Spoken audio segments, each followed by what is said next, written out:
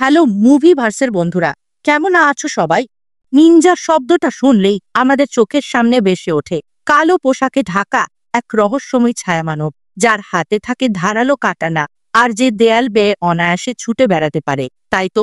কিন্তু যদি আমি বলি এই ধারণাটা পুরোপুরি সঠিক নয়, কারণ আজ আমরা এক্সপ্লেইন করতে চলেছি এমন এক নিনজার গল্প যার নাম কুরো। দেখতে গোলগাল, হাঁটা চলায় ঢিমেতালে, আর তাকে দেখে মনে হবে 2 আর 2 যোগ করতে গেলেও বোধহয় ক্যালকুলেটর লাগবে। কিন্তু হাসবেন না, এই ছেলেটাই আসলে এক ভয়ঙ্কর নিনজা। তবে তার বড় সমস্যা একটাই, সে ভীষণ অলস।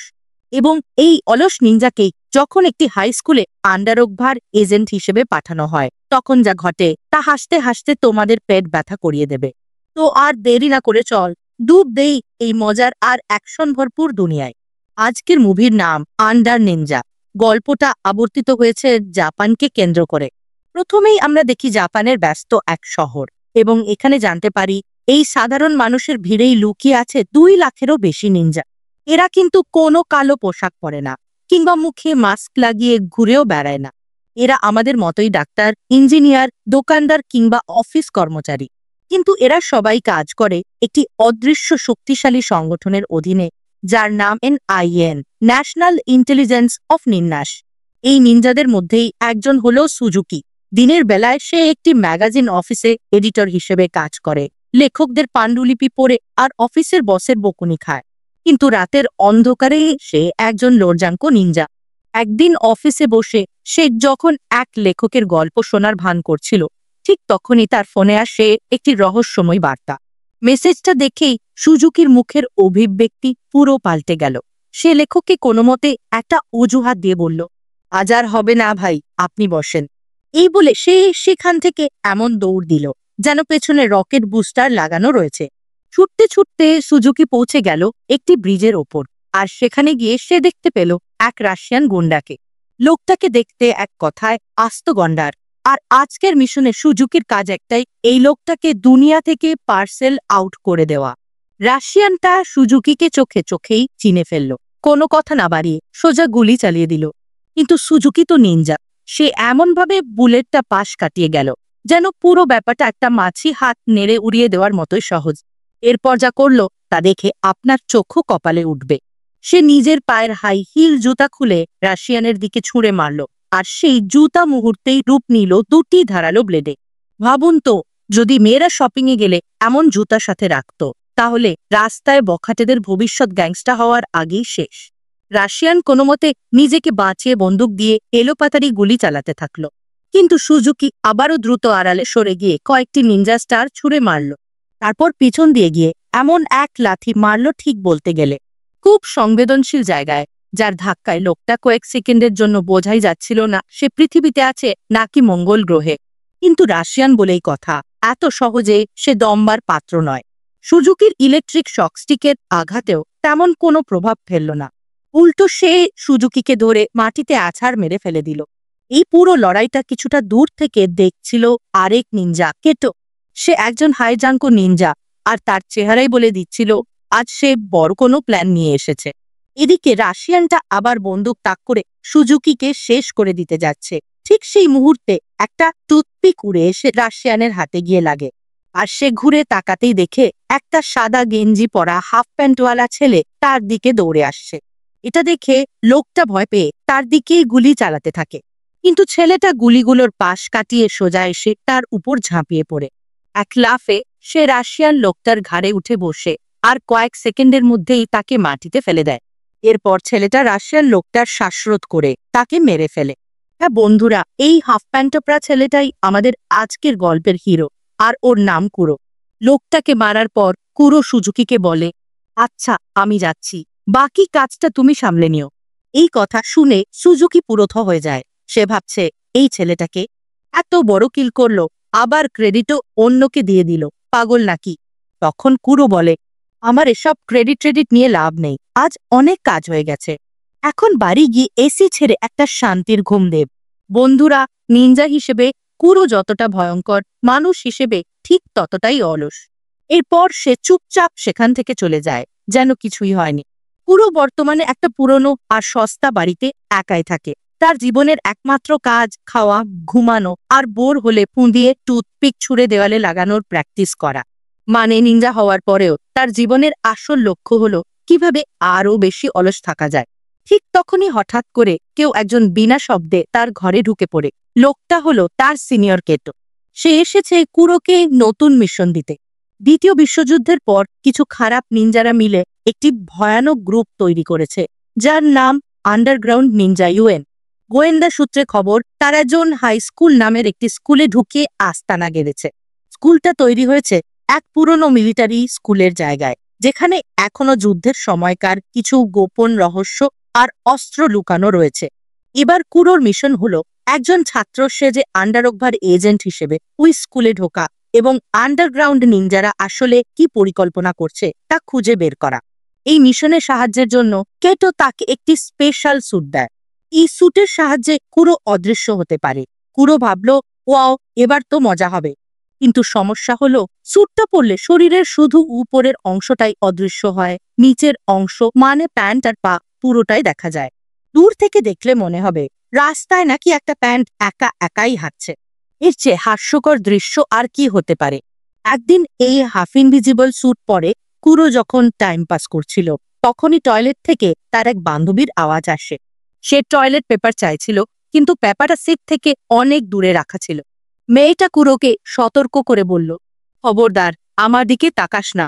তার কথা শুনে কুরো বলে, আরে টেনশন করিস না, তুই একজন নিনজার বান্ধবী, এইসব ছোটখাটো বিষয়ে আমার কাছে কোনো ব্যাপার না। এটা বলে সে ডাল বেয়ে মাকড়সার মতো উঠে মেয়েটার উপর দিয়ে যায়, আর তাকে না দেখেই টয়লেট পেপারের কাছে পৌঁছে যায়। কিন্তু শেষে যখন টয়লেট পেপারটা দেওয়ার জন্য সে মেয়েটার দিকে ঘুরে তাকায়, ঠিক তখনই তার মুখে ঠাস করে একটা জুতোর বাড়ি এসে পড়ে। ইতিহাসে হয়তো এই প্রথমবার কোনো নিনজাকে এমনভাবে অপমানিত হতে হলো। যাই হোক, পরের দিন সকালে কুরো স্কুলে গিয়ে পৌঁছায়, আর সেখানে গিয়েই সে জানতে পারে এই স্কুলে ভর্তির জন্য তাকে এন্ট্রান্স এক্সাম দিতে হবে। এটা শুনে তার মেজাজ একেবারেই খারাপ হয়ে যায়। সে একবার ভাবল, ধুর, কি হবে এই মিশন করে, এর চেয়ে বাড়ি গিয়ে ঘুমাই। কিন্তু তখনই তার মনে পড়ে যায় কেটোর রাগী মুখটা। কুরো আসলে কেটোকে বাঘের মতো ভয় পায়। সে আবার ভাবতে থাকে, বাপের জন্মে তো বই খুলে দেখিনি, এখন এই পরীক্ষায় পাশ করব কিভাবে। এর মধ্যেই নিজের আকর্ষণীয় চেহারার জন্য কুরো খুব দ্রুত নেগুচি নামের এক মেয়ের নজর কেড়ে নেয়। নেগুচিও এই স্কুলের স্টুডেন্ট, আর সেও দ্বিতীয়বারের মতো ভর্তি পরীক্ষা দিতে এসেছে। ক্লাসে ঢোকার পর কুরো একবার পুরো ক্লাসটা দেখে নি সোজা নেগুচির পাশে গিয়ে বসে। সে মোটামুটি নিশ্চিত ছিল যে অর্গানাইজেশন তার পাশের ব্যবস্থা আগেই করে রেখেছে, এবং তার ধারণা ঠিকই ছিল। মেঝের উপর রঙিন চালের দানা দিয়ে প্রশ্নগুলোর উত্তর সাজানো ছিল। নিনজাদের চিটিং করার স্টাইলই হয় এমন, কি আর বলি, আমাদের সময় এগুলো ছিল না।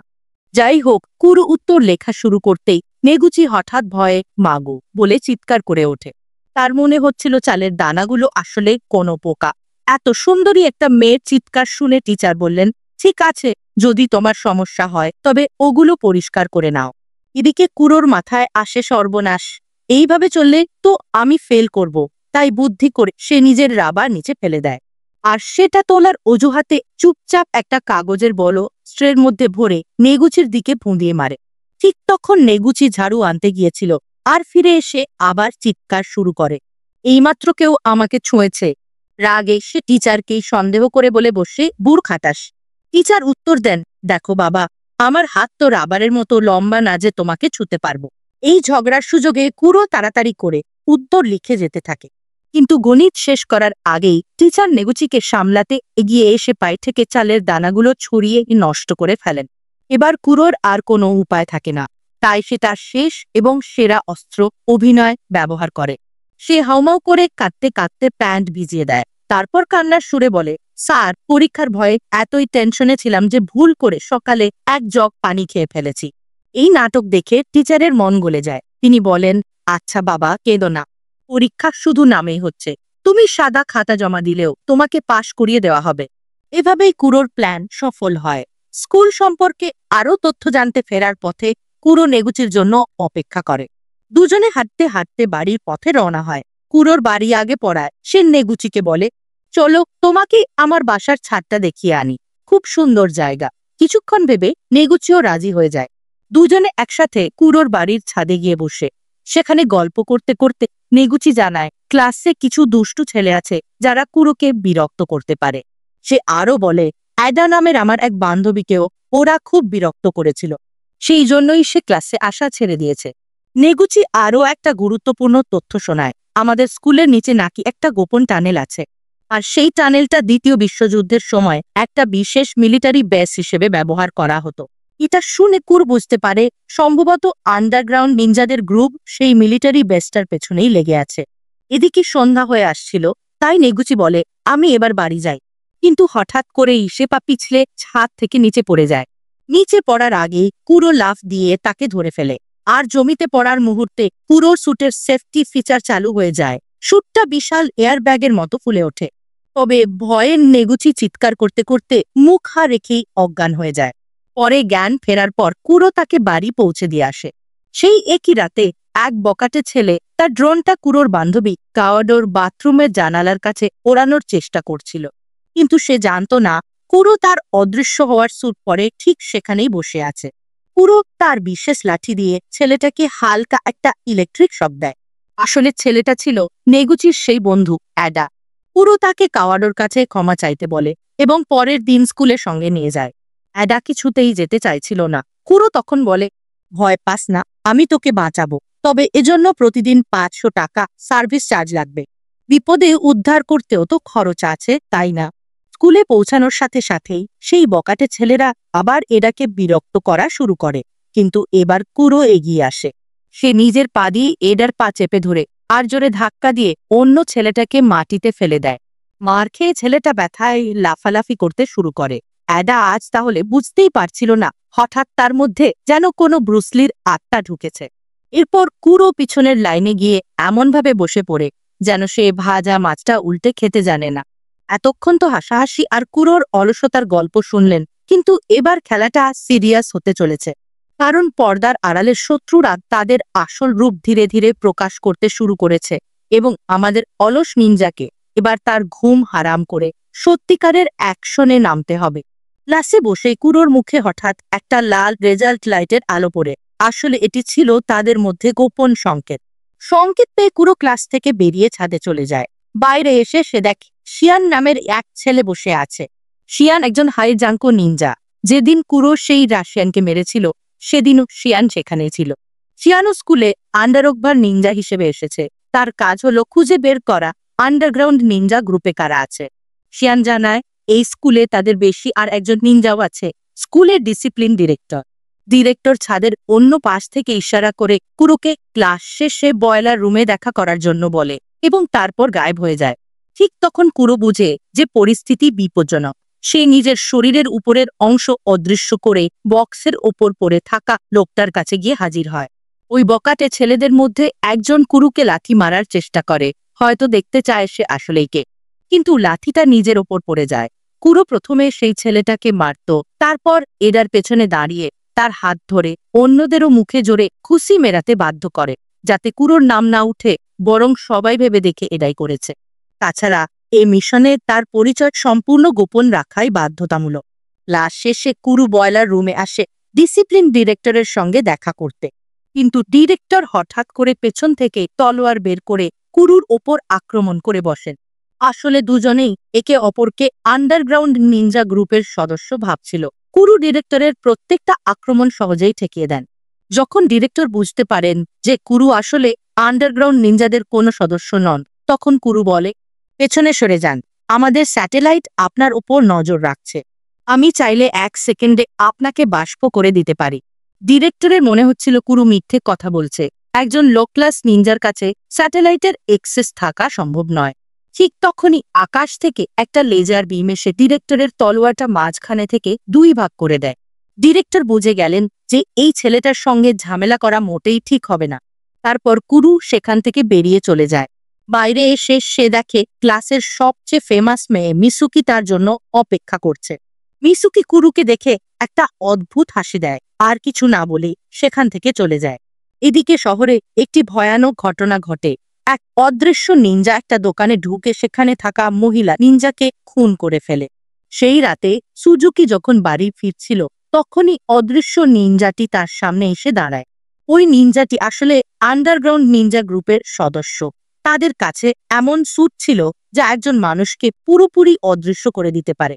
অন্যদিকে সাটো নামের একটি মেয়ে যখন স্কুল থেকে বাড়ি ফিরছিল, তখন ওই অদৃশ্য লোকটি তাকে ধরে ফেলে। সুজুকি তাকে সতর্ক করে বলে, সাধারণ মানুষের কোনো ক্ষতি করো না।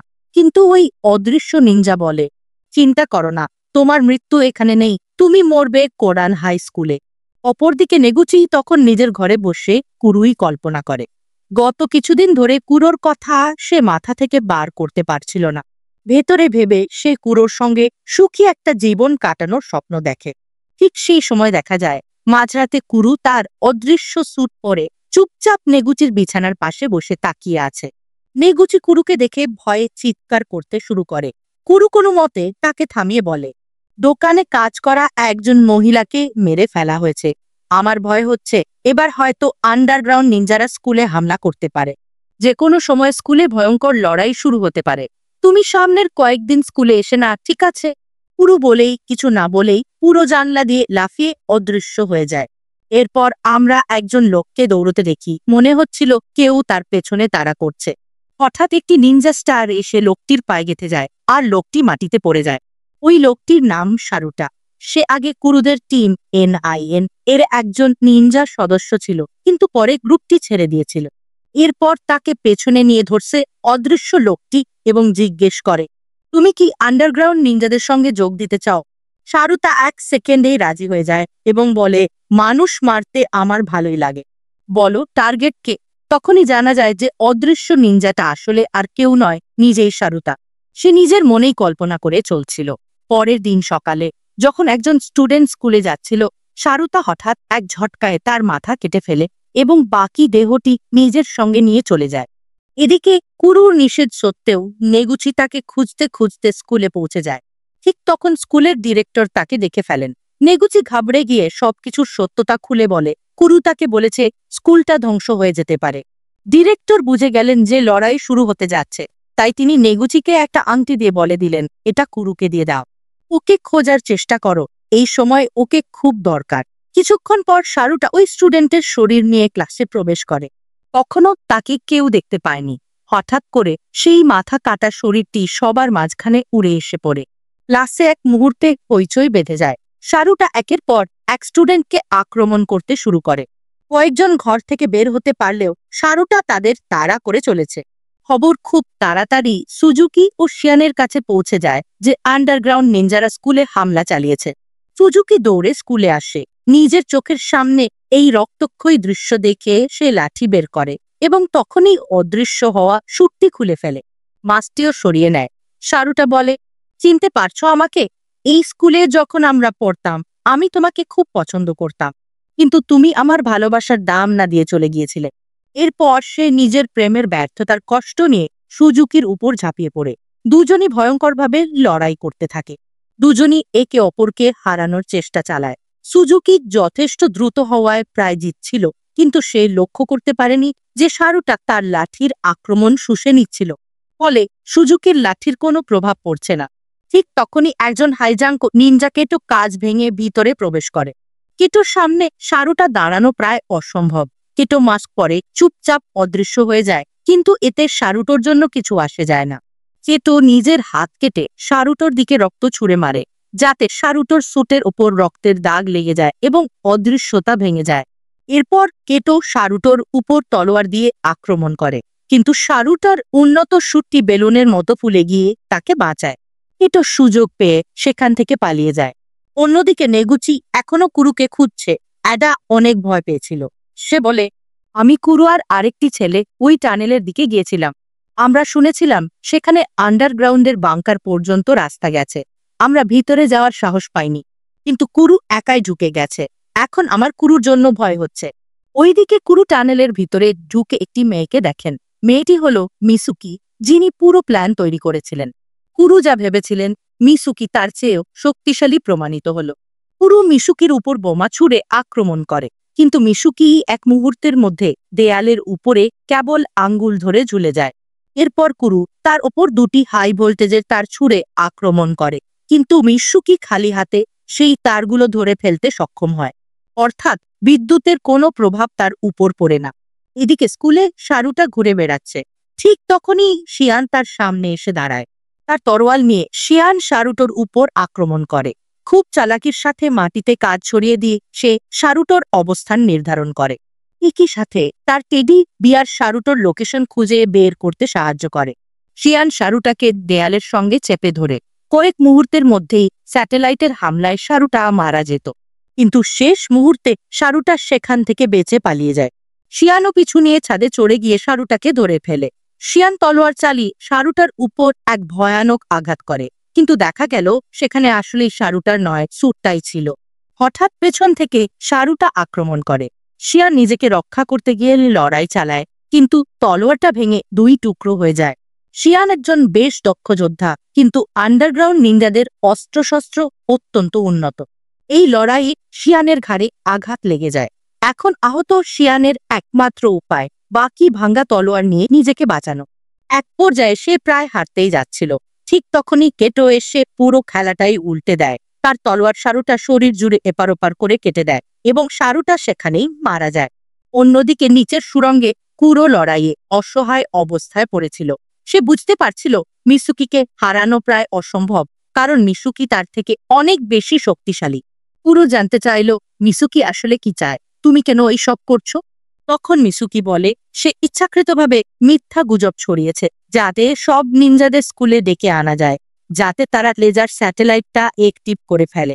মিসুকির উদ্দেশ্য ছিল সেই স্যাটেলাইট হ্যাক করে নিজের কাজে লাগান। বয়লার রুমে যখন স্যাটেলাইট চালু হয়েছিল, মিসুকি স্যাটেলাইটের লোকেশন পেয়ে গেছে, আর এখন তার একজন সৈন্য সেই স্যাটেলাইটের ভিতরে পৌঁছে গেছে। আন্ডারগ্রাউন্ড নিনজাদের বিশেষ স্যুটগুলো স্পেসেও কাজ করে, এটাই মিসুকির পরিকল্পনা। মিসুকি কুরোর উপর ভয়ানক আক্রমণ করে। মিসুকির অসাধারণ শক্তির সামনে কুরো কেবল সময় নষ্ট করছিল, চেষ্টা করছিল কেউ এসে তাকে বাঁচাবে। ঠিক তখনই অ্যাডা আর নেগুচি এসে উপস্থিত হয়। নেগুচি কুরোকে ডিসিপ্লিন ডিরেক্টরের থেকে পাওয়া আংটিটা তুলে দেয়। কুরো আংটি র করে সেটি সক্রিয় করলে সঙ্গে সঙ্গে একটি ড্রোন তলোয়ার সহ সেখানে এসে পৌঁছায়। পুরো ড্রোনের তলোয়ার নিয়ে মিসুকির দিকে আঘাত করে। ধুলোর মধ্যে লুকিয়ে সুযোগ বুঝে খোঁচা মারতে থাকে। তাদের আবারও মুখোমুখি শানিত লড়াই শুরু হয়, কিন্তু কুরো বুঝতে পারে সরাসরি আক্রমণ করা বোকামি, তাই ধোকা দিয়ে হঠাৎ আক্রমণ করতে হয়। তার অদৃশ্য স্যুটও তেমন কাজে লাগছে না, কারণ তা কেবল শরীরের উপরের অংশ অদৃশ্য করে। মিসুকি সেক্ষেত্রে ওকে দেখতে পারবে। বহুবার আক্রমণ করে ব্যর্থ হওয়া কুরো অবশেষে সিদ্ধান্ত নেয় এক অসাধারণ টেকনিকে নিজের প্রাণের ঝুঁকি নিয়ে সরাসরি আক্রমণ জানাতে। তার তলোয়ার মিসুকির শরীর জুড়ে ছড়িয়ে পড়ে, আর মিসুকির তলোয়ারও কুরোর শরীরে লাগলো। কুরো তলোয়ারটি বের করে দিয়ে মিসুকিকে ঠেলে দেয়। মিসুকি সেখানেই নবিত হয়ে পড়ে।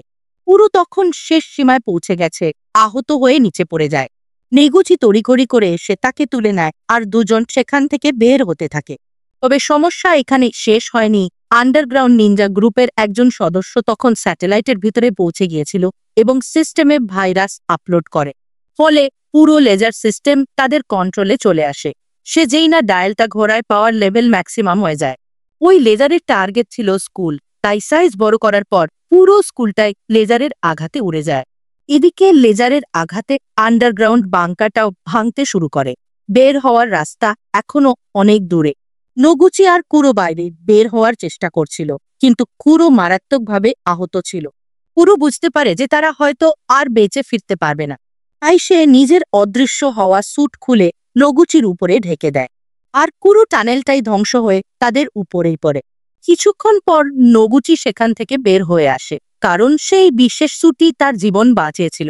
অন্যদিকে পুরো পৃথিবীকে বাঁচানোর জন্য নিজের জীবন উৎসর্গ করে দেয়। কিন্তু গল্পের একদম শেষে আমরা দেখতে পাই কুরো যমজ ভাই জুরো নগতির সঙ্গে দেখা করতে এসেছে। এখানেই আমাদের আজকের গল্পটি শেষ হয়। বন্ধুরা, কুরোর এই গল্প আমাদের একটাই শিক্ষা দেয়, সাধারণ চেহারার আড়ালেও লুকিয়ে থাকতে পারে অসাধারণ বীরত্ব। সত্যিকারের শক্তি বা বীরত্ব কখনো জাহির করার মধ্যে থাকে না।